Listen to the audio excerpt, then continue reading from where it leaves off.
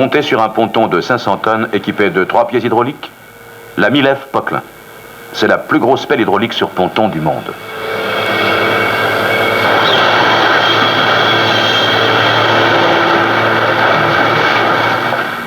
Il s'agit de créer, par le sud, un chenal d'accès au port pétrolier de Rauma pour permettre le passage de bateaux de plus fort tonnage. Le travail consiste à abaisser le fond de la mer de 3 mètres sur 100 mètres de large à une profondeur de 12 mètres par extraction de 500 000 mètres cubes en place de moraine et de 20 000 mètres cubes de blocs rocheux pouvant atteindre 30 tonnes. Les 916 chevaux des moteurs thermiques transmettent 48 tonnes de force de pénétration à l'équipement qui pulvérise les fonds les plus durs en prenant appui sur la tourelle. Pour encaisser les efforts tout en permettant la rotation, le châssis souple Poquelin.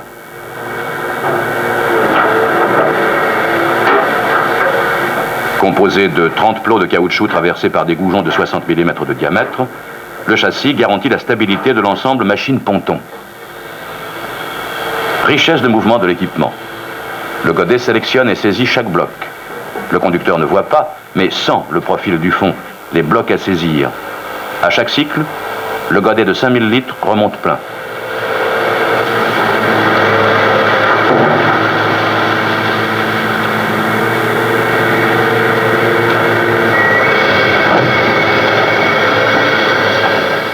Flèche 12,60 m, balancier 4,50 m, la machine atteint 12,50 m de profondeur. Balancier 7,75 m, la machine creuse à 16 mètres. Balancier 9,70 m à plus de 18 mètres. Le dessin de la flèche, très coudée, permet de creuser et de remonter la charge au plus près du ponton.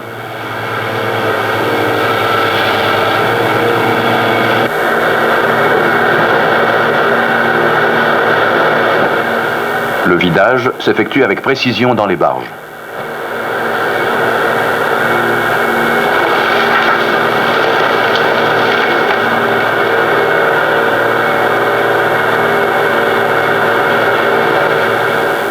Au relevage, afin d'éviter que le godet ne vienne heurter la coque, un système de sécurité coupe automatiquement le circuit de l'équipement.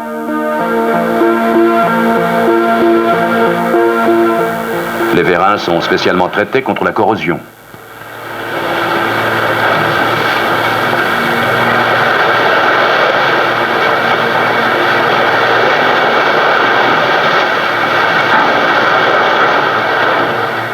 Un bouclier protège le vérin de godet contre tout choc possible pendant la phase de remplissage. C'est le conducteur qui, depuis sa cabine, commande le déplacement du ponton.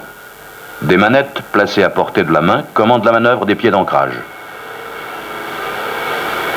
Alimentés par la centrale hydraulique de la machine par l'intermédiaire du joint tournant, des moteurs hydrauliques Poquelin de 3800 cm3 entraînent les treuils qui commandent le relevage et la descente des pieds.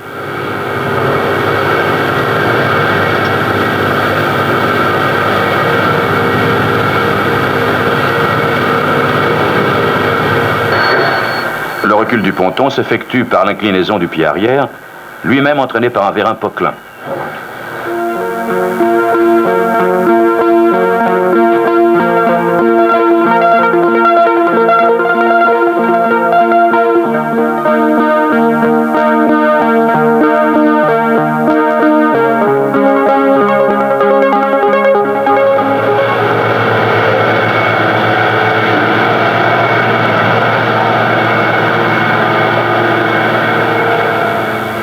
Deux postes de 10 heures. Le confort de la cabine, son insonorisation poussée, l'excellente visibilité, l'assistance hydraulique de toutes les commandes sont des facteurs essentiels à la bonne marche du chantier. Car diminuer la fatigue des hommes, c'est augmenter la rentabilité.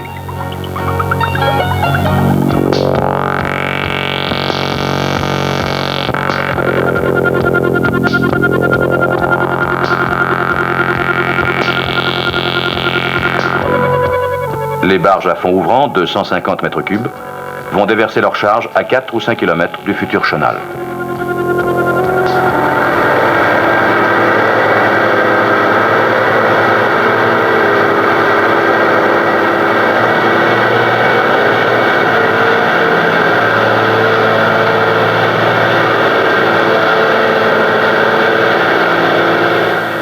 force de pénétration et de cavage sans égale, richesse et précision des mouvements font que seule la 1000F Poquelin extrait le matériau selon le profil du chenal, sans mètre cube inutile.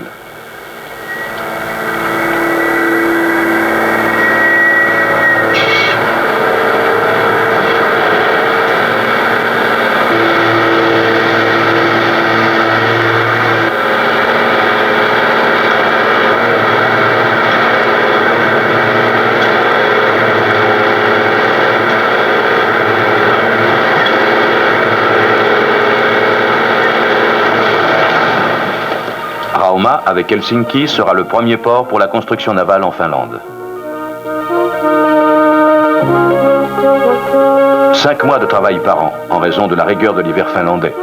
La glace bloque en effet le mécanisme d'ouverture des barges. Le chantier sera terminé en 1981.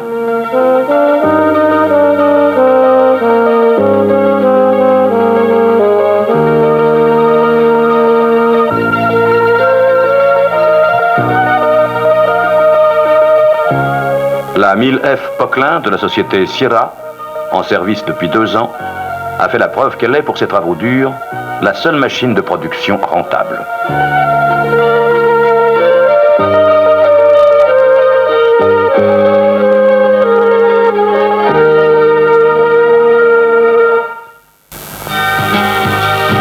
Les carrières, un environnement hostile pour le matériel.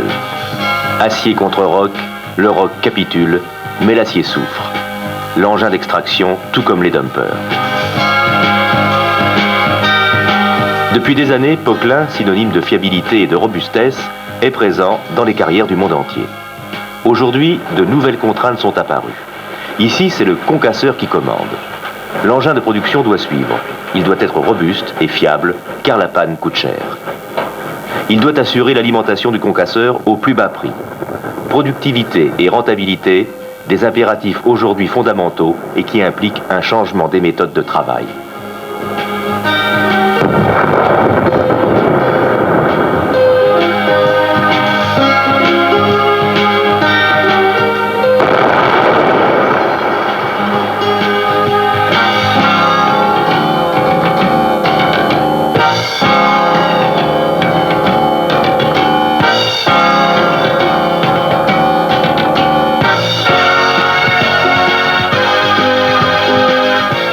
Cette nouvelle méthode, mise au point et préconisée par Poquelin, bouleverse les normes de production admises précédemment. La machine est placée sur le tas au-dessus des dumpers. Cycle court, le godet rempli est au niveau de la benne.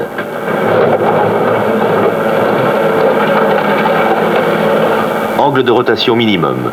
Le choix des dumpers, leur placement au pied du tas n'ont plus à être rigoureux.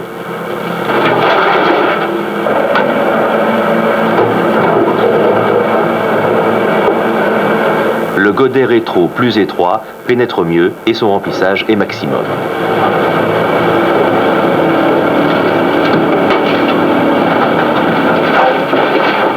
De par sa position surélevée, le conducteur a une visibilité totale à n'importe quel stade du cycle de travail.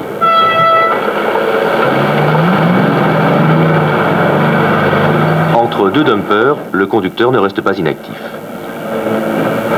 Tout en brassant les blocs pour préparer le chargement suivant, il fait le ménage pour conserver un sol toujours parfaitement propre, ce qui permet d'épargner les pneumatiques et de réduire l'usure du matériel roulant.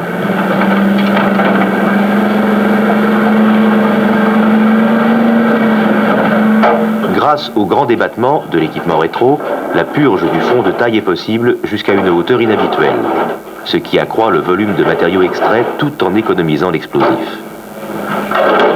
Grâce à sa longue course plane au sol, le rétro ratisse au plus près du pied de but, ramenant tout ce qu'un chargeur aurait pu laisser et évitant ainsi tout nettoyage aux bulles.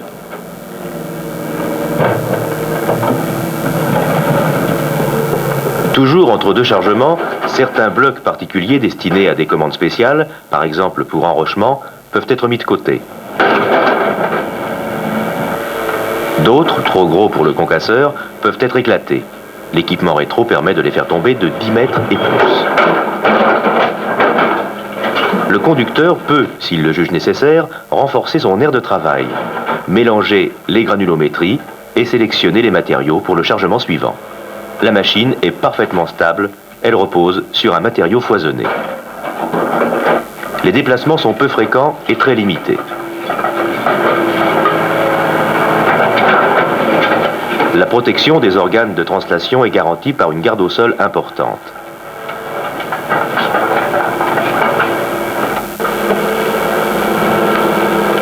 Autre avantage exclusif au rétro, si un bloc trop gros pour le concasseur échappe à la vigilance du conducteur, il est si simple de le retirer.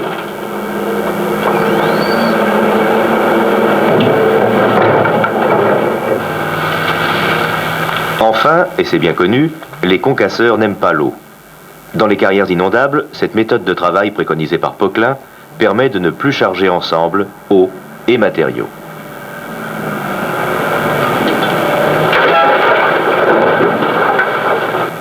La forme du godet, la cinématique de l'équipement, la simultanéité et la précision des mouvements rendent possible un ratissage très précis du sol. L'eau reste sur place, seuls les blocs choisis partent vers le concasseur. Voyons maintenant la mise en œuvre de la méthode. Après pétardage, le volume abattu représente 15 à 30 000 tonnes de matériaux mélangés en blocs plus ou moins gros, selon la nature du terrain.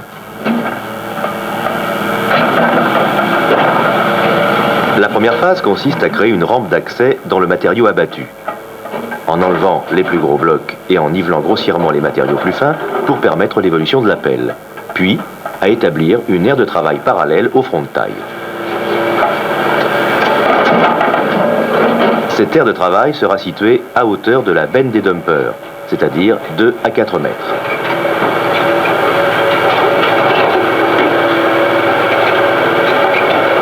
Pour se positionner sur le tas, aucun problème avec les Poquelin. Elles franchissent toutes des pentes de plus de 60%.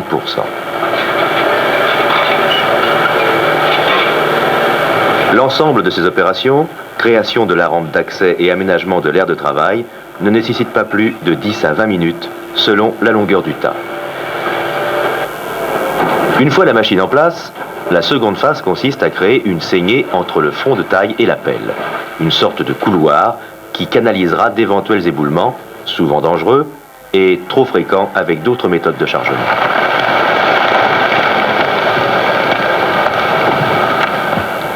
Cette tranchée devra toujours être en avance sur la machine pour garantir la meilleure sécurité. En effet, les matériaux qui risquent de se détacher du front de taille ou les gros blocs qui se trouvent sur le haut du tas roulent dans cette saignée, ce qui évite tout risque d'accident. Le conducteur pourra en outre utiliser ces matériaux pour l'aménagement ou la consolidation de sa plateforme.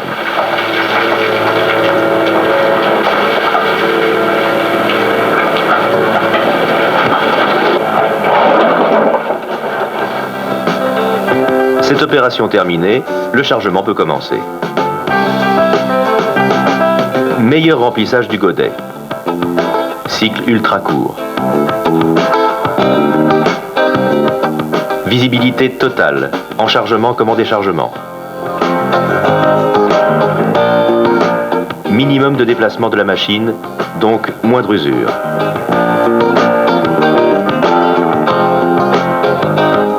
Déchargement précis et en douceur. Pitié pour les fonds de benne.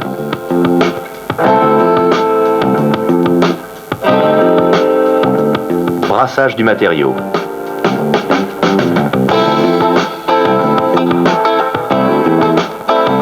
Précision des manœuvres. L'hydraulique variodine coordonne simultanément tous les mouvements de la machine. Pénétration. 95% de la puissance thermique sont transmis à la dent. Confort du conducteur.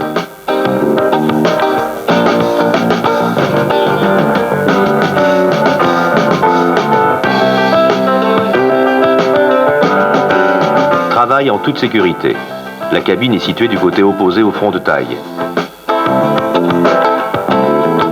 Coût d'extraction moins élevé. Coefficient d'utilisation plus important. À production égale, le rétro permet de choisir une machine plus petite d'une taille. Pour extraire en rétro, Poquelin propose une gamme de machines qui ont déjà fait leurs preuves dans les carrières.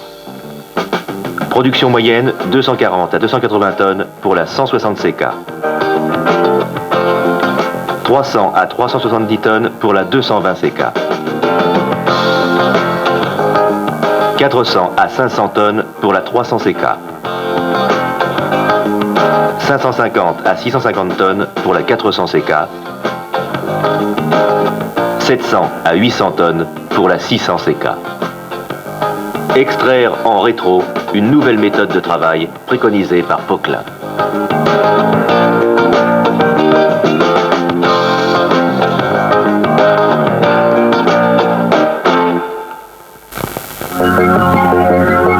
Virginie de l'Ouest.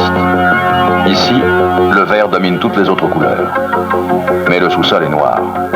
On ne compte pas moins de 3000 collines de charbon qui sont ou ont été exploitées. Bien que la plupart soient des mines souterraines exploitées de façon traditionnelle, la rentabilité exige dans certains cas l'exploitation à ciel ouvert. C'est le cas de la mine de l'Inland, près de Gilbert, au sud de Charleston.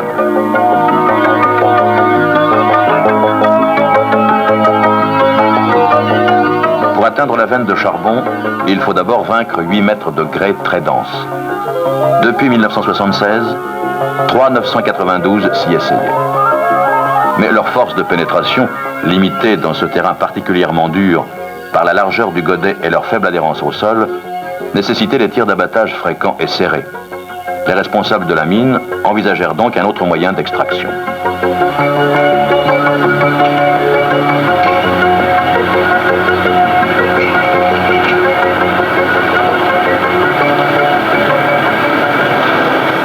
Depuis 5 ans, les 992 ont effectué ce travail.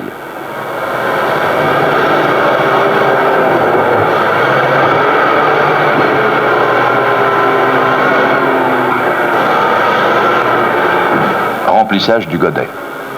Les efforts de pénétration de la chargeuse dépendent essentiellement de l'adhérence des pneumatiques. Rivée au sol par son train de chenilles, quel que soit l'état du sol, la 1000 CK Poquelin pénètre le matériau de ses 93 tonnes de poussée. Phase de chargement. Le godet rempli, la chargeuse manœuvre pour s'éloigner du front de taille, puis avance vers le dumper en levant son godet à hauteur de déchargement. Une simple rotation de la tourelle de la 1000 CK amène le godet déjà à la bonne hauteur, au-dessus du dumper.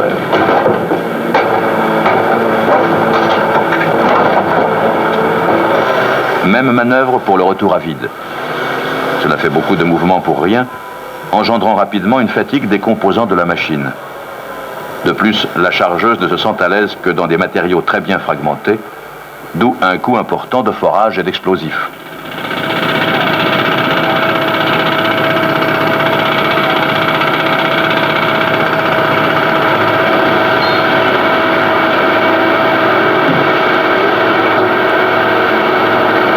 Pour éviter la création de fines et la dilution du charbon avec le grès de découverte, le tir ne doit pas atteindre la veine. Donc il reste au-dessus de la couche une épaisseur de gros blocs difficile à charger. L'aptitude de la 1000 CK à pénétrer et à charger des blocs de grande dimension permet un desserrage de la maille du tir. Une économie très positive.